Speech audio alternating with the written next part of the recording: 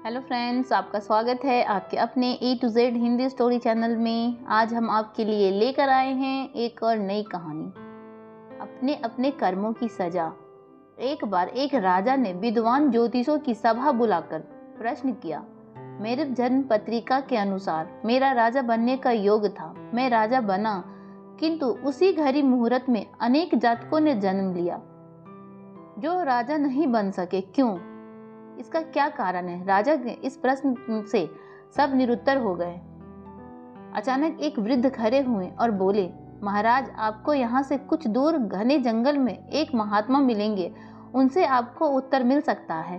राजा ने घोर जंगल में जाकर देखा कि एक महात्मा आग के ढेर के पास बैठकर अंगार गरम गरम कोयला खाने में व्यस्त है। राजा ने महात्मा से जैसे ही प्रश्न पूछा, महात्मा ने क्रोधित होकर कहा, तेरे प्रश्न का उत्तर आगे पहाड़ियों के बीच एक और महात्मा है, वे दे सकते हैं। राजा की जिज्ञासा और बढ़ गई। पहाड़ी मार्ग पार कर बड़ी कठिनाइयों से राजा दूसरे महात्मा के पास पहुंचा।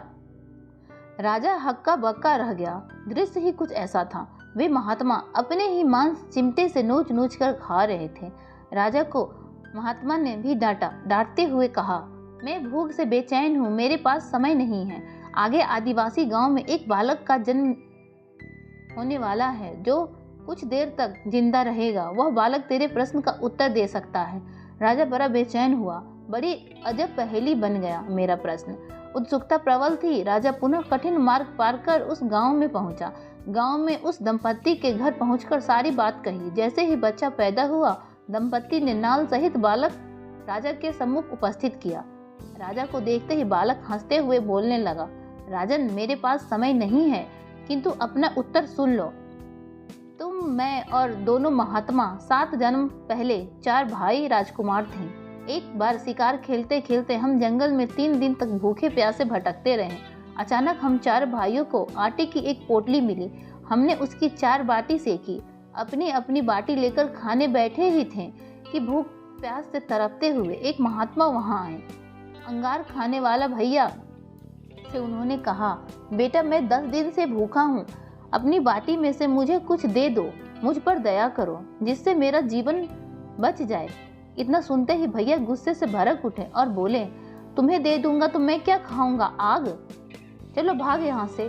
वे महात्मा फिर मांस खाने वाले भैया के निकट आए। उनसे भी अपनी बात कही, किंतु उन भैया ने भी महात्मा को गुस्से में आकर कहा, बड़ी मुश्किल से प्राप्त ये बाटी तुम्हें दे दूंगा तो मैं क्या खाऊंगा, मांस नोच कर खाऊंगा। भूख से लाचार वे महात्मा मेरे पास भी आए, मुझसे भी बाटी मांगी, किंतु मैंने भी भूख से धैर्य खोकर कह दिया कि चलो आगे बढ़ो, मैं क्या भूखा मरूं।